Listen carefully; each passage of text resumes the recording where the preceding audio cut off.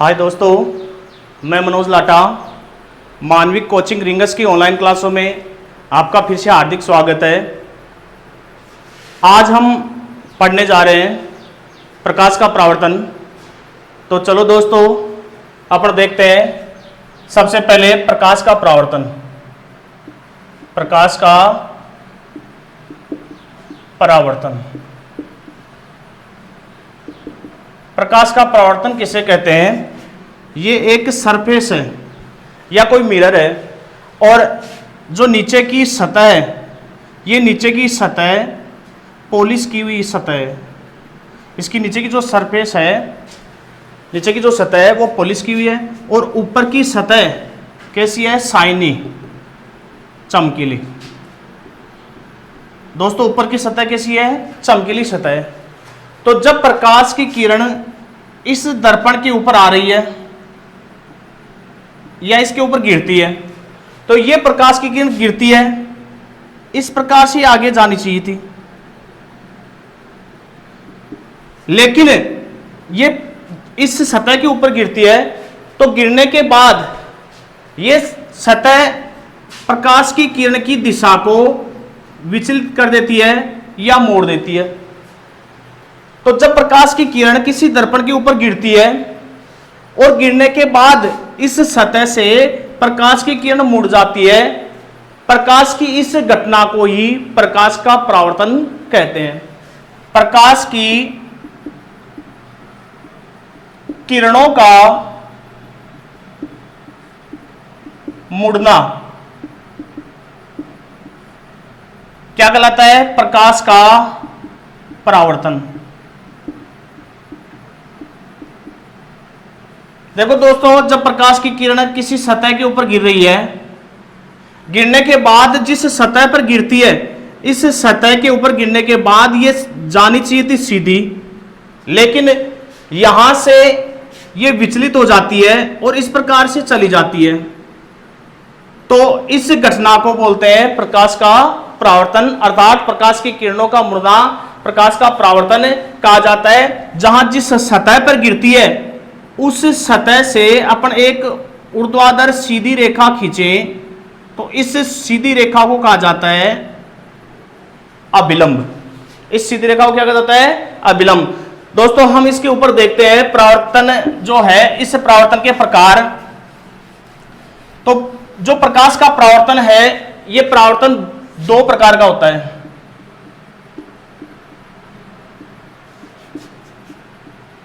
कितने प्रकार का होता है दोस्तों? दो प्रकार का। दो प्रकार का परावर्तन होता है और उसमें पहला है नियमित परावर्तन और दूसरा है विसरित परावर्तन।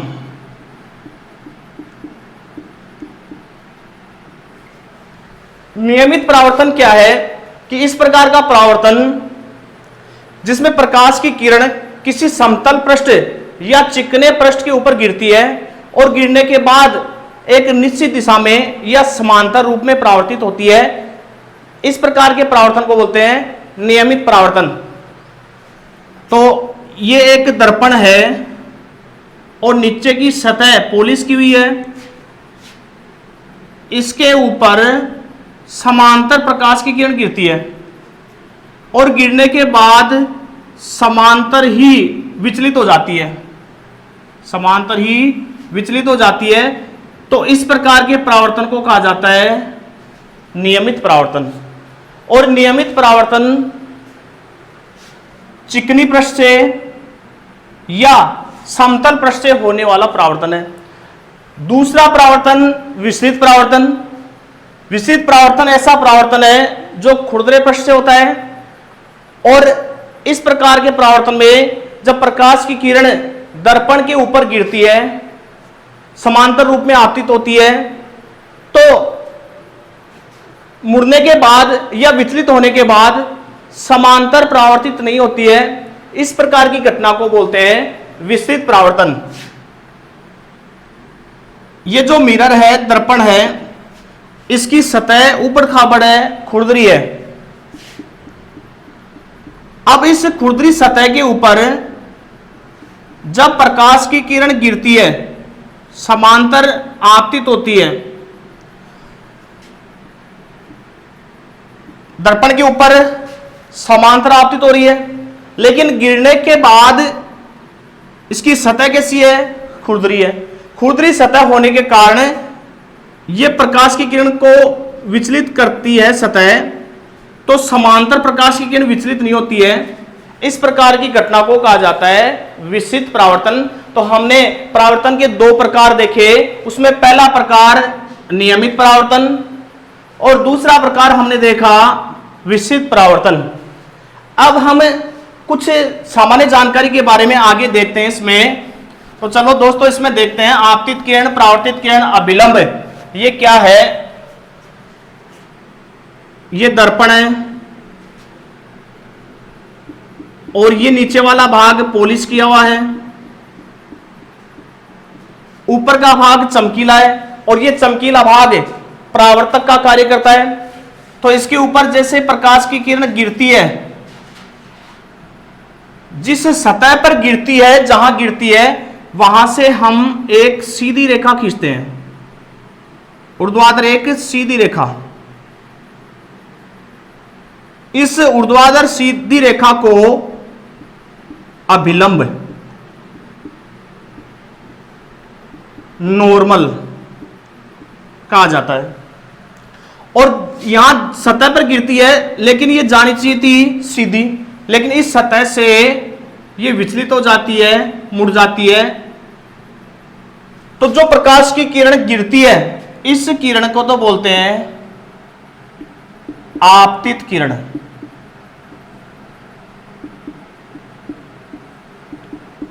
इंसिडेंट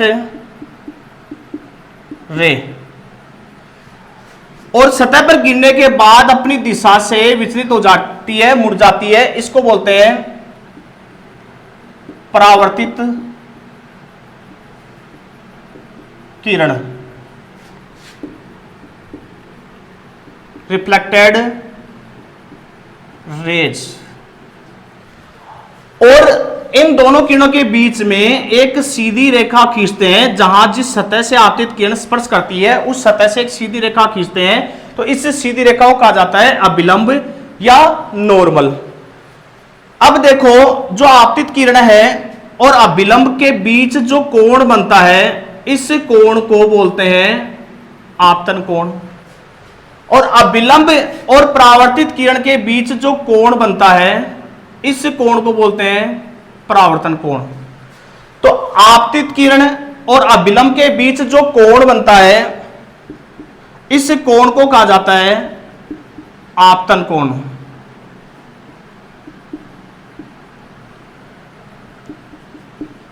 इंसिडेंट एंगल या एंगल ऑफ इंसिडेंट। और अभिलंब और परावर्तित किरण है, इन अभिलंब और परावर्तित किरण के बीच में जो कोण बनता है, इस कोण को कहा जाता है परावर्तन कोण।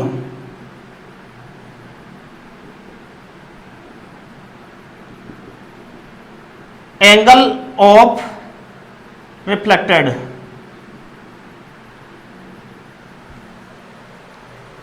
तो जो प्रकाश की किरण दर्पण के ऊपर गिरती है, उस किरण को कहा जाता है आपतित किरण, इंसिडेंट रे। और जिस सतह के ऊपर गिरती है, जिस सतह के ऊपर गिरते यहां गिर रही है, तो इस सतह के ऊपर गिरती है, तो यहां एक ऊर्ध्वाधर सीधी रेखा खींचते हैं, इस सीधी रेखा को कहा जाता है अभिलंब या नॉर्मल। इस सतह से यहां ये सीधी निकलनी चाहिए थी, लेकिन यहां परावर्तक सतह की वजह से यह प्रकाश की किरण अपनी दिशा से विचलित हो जाती है, और इस किरण को कहा जाता है परावर्तित किरण। और आपतित किरण और अभिलंब के बीच जो कोण बनता है, इस कोण को बोलते हैं आपतन कोण। और अभिलंब और परावर्तित किरण के बीच जो कोण बनता है, इस कोण को बोलते हैं परावर्तन कोण। तो आगे अपन इसमें देखते हैं दोस्तों परावर्तन के नियम। ये जो कंसेप्ट की चीजें हैं, इनकी जानकारी लेने के लिए हमारे को बहुत आवश्यकता है, क्योंकि आगे जो कोई आंकिक क्वेश्चन वगैरह आते हैं, तो ये जो कंसेप्ट है, ये कंसेप्ट हमारे को समझना जरूरी है। अब हम आगे देखते हैं परावर्तन के नियम।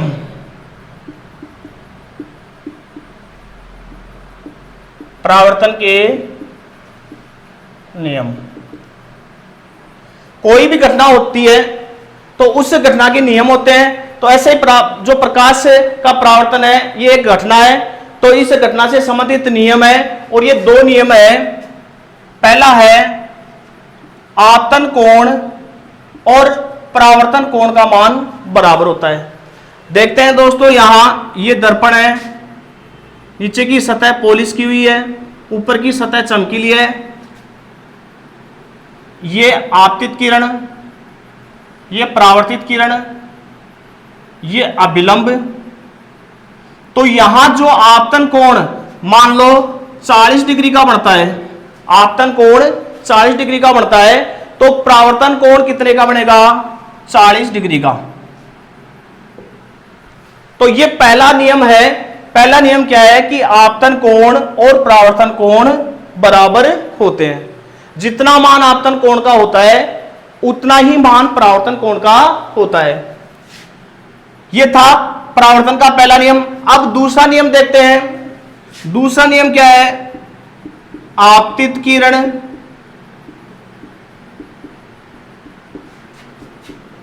परावर्तित किरण और अभिलंब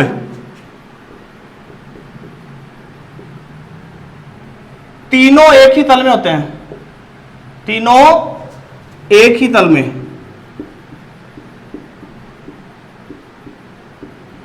मान लीजिए ये एक बोर्ड है, बोर्ड तल है, तो यहां जो आपतित किरण है, परावर्तित किरण है और अभिलंब तीनों क्या है? एक तल में स्थित है। तो ये परावर्तन का दूसरा नियम है। पहला नियम क्या है? आपतन कोण और परावर्तन कोण का मान बराबर होता है। दूसरा नियम क्या है? आपतित किरण, परावर्तित किरण और अभिलंब तीनों एक ही तल में स्थित होते हैं। तो दोस्तों अब हम इस परावर्तन का जो नियम है, इन परावर्तन के नियमों के ऊपर आंकिक क्वेश्चन देखते हैं जो कंपटीशन में पूछे जाते हैं। तो चलो आंकिक क्वेश्चन देखते हैं अपन। ये दर्पण की सतह है, ये नीचे की सतह पॉलिश की हुई है, यह आपतित किरण, ये परावर्तित किरण और ये अभिलंब। यहां कोण 40 डिग्री दे रखा है। परावर्तित किरण और दर्पण की सतह के मध्य 40 डिग्री कोण है, और हमारे को क्वेश्चन में पूछा है आपतन कोण।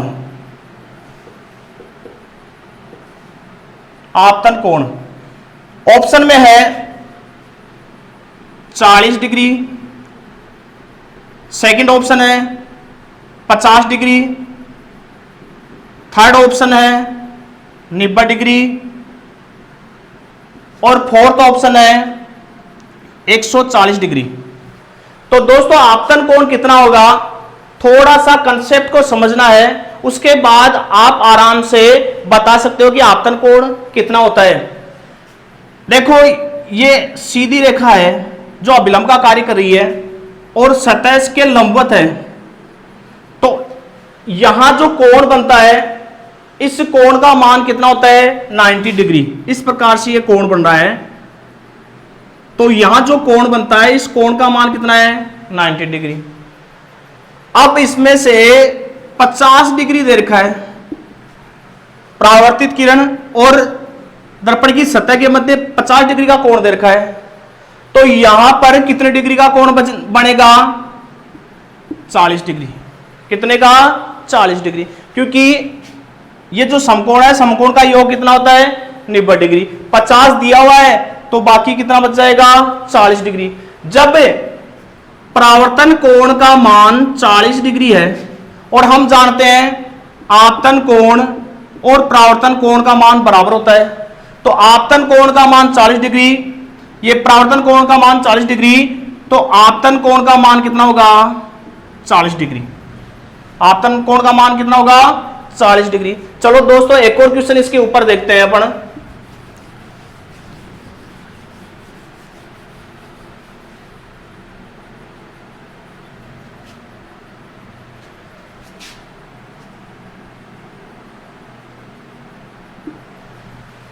ये दर्पण की सतह और आपतित किरण के मध्य 40 डिग्री का कोण है, तो परावर्तन कोण का मान बताना है।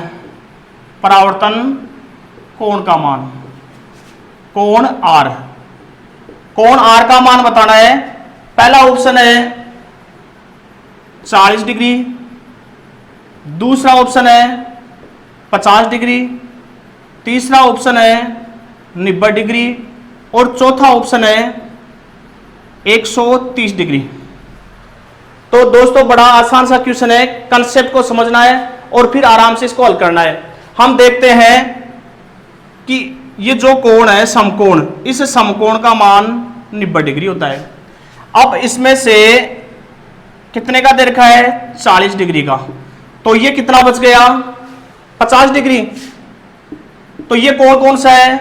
ये कोण है आपतन कोण। आपतन कोण का मान जब 50 डिग्री हमने निकाल लिया, तो परावर्तन कोण का मान कितना होगा? परावर्तन कोण का मान होगा 50 डिग्री, क्योंकि आपतन कोण और परावर्तन कोण का मान बराबर होता है। चलो दोस्तों एक और क्वेश्चन इसके ऊपर अपन देखते हैं।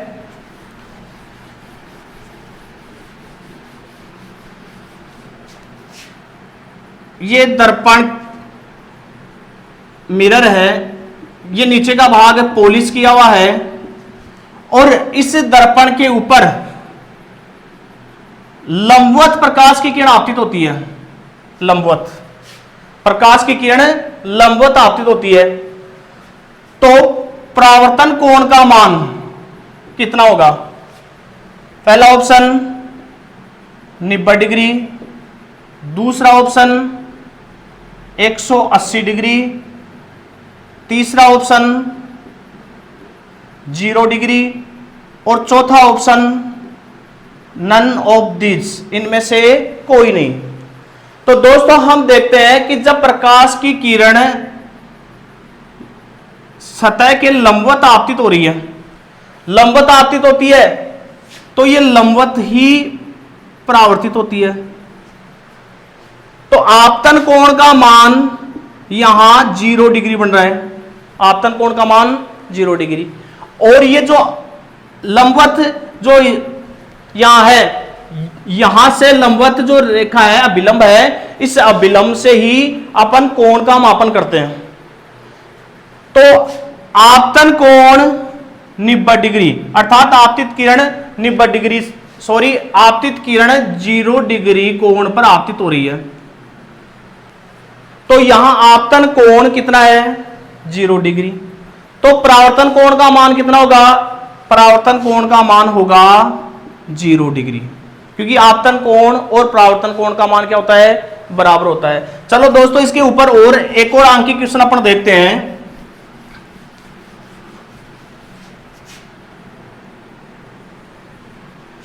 ये दर्पण है और नीचे का भाग पॉलिश किया हुआ है। ये किरण इसके ऊपर गिर रही है, आपतित किरण, ये सीधी जानी चाहिए थी, लेकिन ये यहां से विचलित हो जाती है, मुड़ जाती है, यहां से विचलित हो जाती है, और जिस सतह पर आपतित होती है उस सतह से, उस बिंदु से सीधी रेखा खींचते हैं, और ये अभिलंब। अब दोस्तों यहां पर ये तो आपतन कोण है, ये जो आपतित किरण है ये दर्पण की सतह पर आपतित हो रही है, सीधी जानी चाहिए थी, लेकिन इस सतह से ये परावर्तित हो जाती है, विचलित हो जाती है। तो यहां जो कोण बनता है, कितने कोण से विचलित हो जाती है, इस कोण को बोलते हैं कोण डेल्टा, विचलन कोण, विचलन कोण, angle of deviation, angle of deviation, विचलन कोण बनता है। तो हमारे को यहां पर विचलन कोण का मान देखना। तो दोस्तों यहां पर जो परावर्तित किरण है जितने कोण से विचलित होती है, मुड़ती है, इस कोण को कहा जाता है विचलन कोण। क्या कहा जाता है? विचलन कोण। और क्वेश्चन में कि आपतन कोण दे रखा है, क्वेश्चन में आपतन कोण और विचलन कोण ज्ञात करना हमारे को कि विचलन कोण कितना आएगा। तो हम देखते हैं कि एक सीधी रेखा है इस प्रकार से, और इस रेखा पर जो कोण बनता है, इस कोण का मान होता है 180 डिग्री। तो हम देखते हैं कि कोण आई, आपतन कोण, परावर्तन कोण और विचलन कोण, इसका योग कितना है? 180 डिग्री। अब आपतन कोण का मान यहां 30 डिग्री दे रखा है और क्वेश्चन में हमारे को पूछा है कि विचलन कोण का मान बताइए। तब हम आसानी से विचलन कोण का मान बता सकते हैं। कोण आई का मान 30 डिग्री, तो आपतन कोण का मान जितना है उतना ही परावर्तन कोण का मान। तो परावर्तन कोण का मान कितना होगा? 30 डिग्री। और हमारे को विचलन कोण ज्ञात करना है, कोण डेल्टा, एंगल ऑफ डेविएशन। और जो सरल रेखा पर बने कोण का योग होता है 180 डिग्री। अपन इसको जोड़ते हैं 30 30 60 degree plus angle of deviation. अब देखो यहां जो 60 डिग्री है इसका पक्षांतर करते हैं, अपन उधर ले जाते हैं। तो इस साइड में एंगल ऑफ डेविएशन बचता है, विचलन कोण बचता है 180 डिग्री, और 60 डिग्री को इस तरफ ले जाते हैं तो ये माइनस में।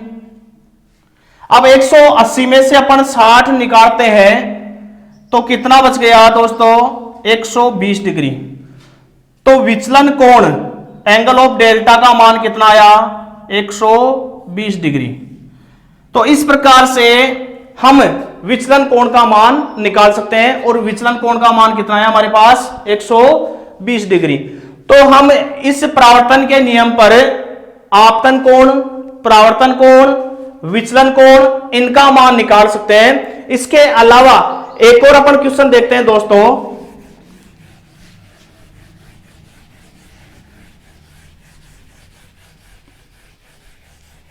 ये दर्पण है और इस दर्पण की ऊपर वाली चमकीली सतह और नीचे वाली सतह पॉलिश की हुई है।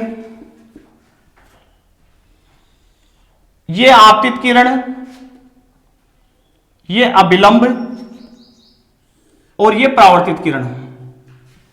अब देखो यहां पर परावर्तन कोण का मान 40 डिग्री दे रखा है कि परावर्तन कोण का मान, कोण आर का मान 40 डिग्री है।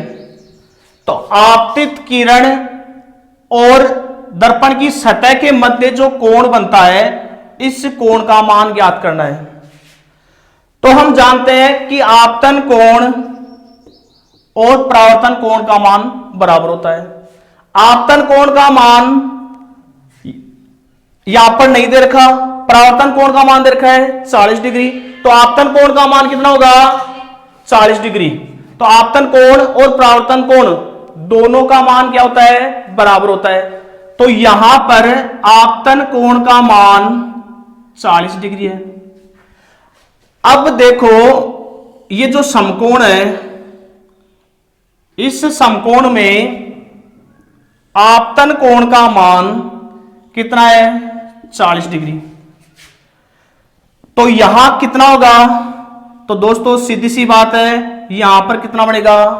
50 डिग्री। तो आपतित किरण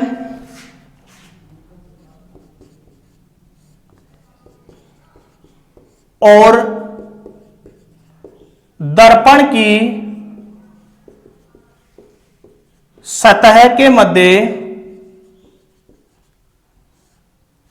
जो कोण बनता है, कितने डिग्री का बनता है कोण? 50 डिग्री का। 50 डिग्री का कोण बनता है। तो ये परावर्तन के जो नियम है, इन नियमों पर आधारित आंकिक प्रश्न जो बनते हैं उनके बारे में मैंने आपको बताया कि वे किस प्रकार से कौन से प्रश्न पूछे जा सकते हैं। अब हम इसमें आगे पढ़ेंगे इमेज, प्रतिबिंब।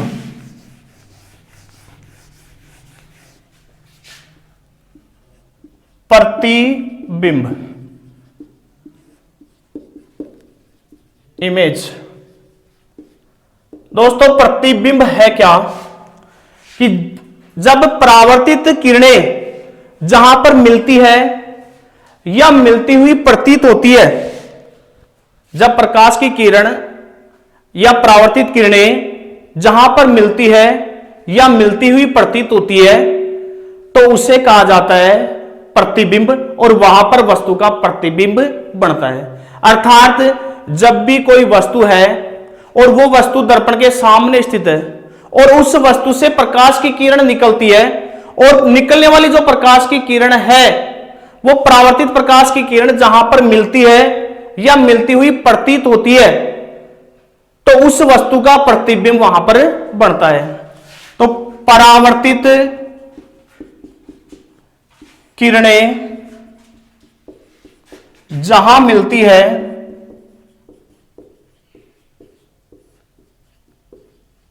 या मिलती हुई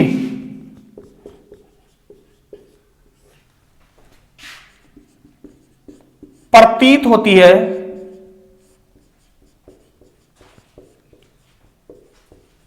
उसे प्रतिबिंब कहा जाता है।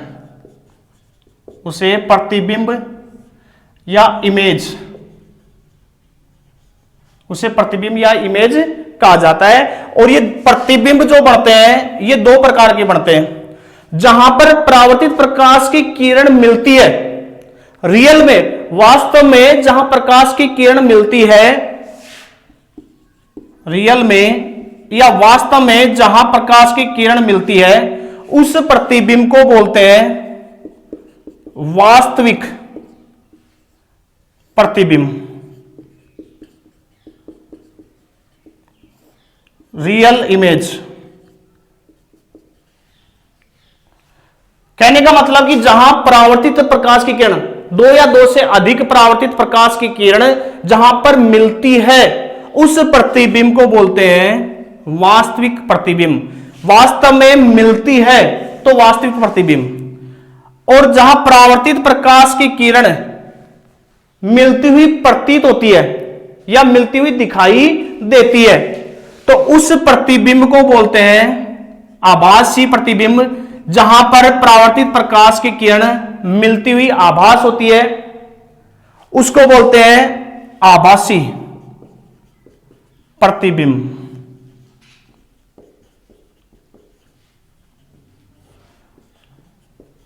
Virtual image. तो दोस्तों दो प्रकार के प्रतिबिंब बनते हैं, एक तो है वास्तविक प्रतिबिंब और दूसरा आभासी प्रतिबिंब। वास्तविक प्रतिबिंब वे प्रतिबिंब होते हैं जहां परावर्तित प्रकाश की किरण वास्तव में मिलती है, उनको वास्तविक प्रतिबिंब कहा जाता है। और परावर्तित प्रकाश की किरण जहां मिलती हुई प्रतीत होती है या केवल आभास होता है, तो ऐसा जो प्रतिबिंब बनता है, ऐसे प्रतिबिंब को बोलते हैं आभासी प्रतिबिंब। अब हम आगे देखते हैं इसमें मिरर, दर्पण।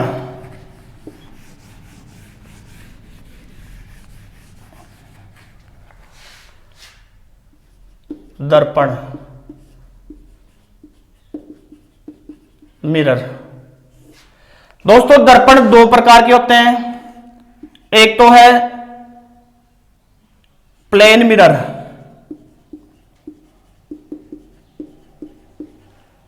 समतल दर्पण,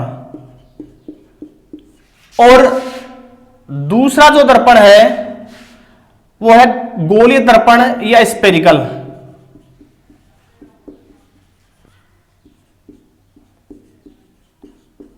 गोलीय दर्पण। अब देखो गोलीय दर्पण भी दो प्रकार के होते हैं।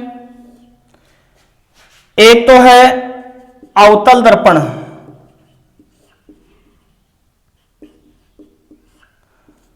कॉनकेव मिरर,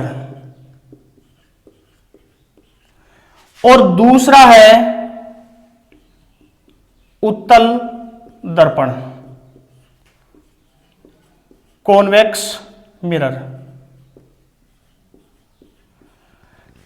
तो जो मिरर है, दर्पण है, ये दर्पण दो प्रकार के होते हैं। एक तो है प्लेन मिरर, समतल दर्पण, और दूसरा है स्पेरिकल मिरर, गोलीय दर्पण।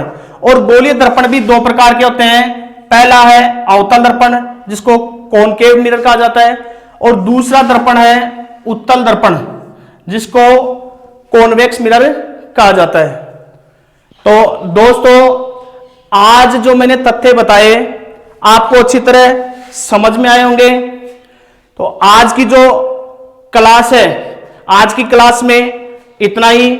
नेक्स्ट वीडियो के साथ हम बात करेंगे। तब तक के लिए धन्यवाद। जय हिंद, जय भारत।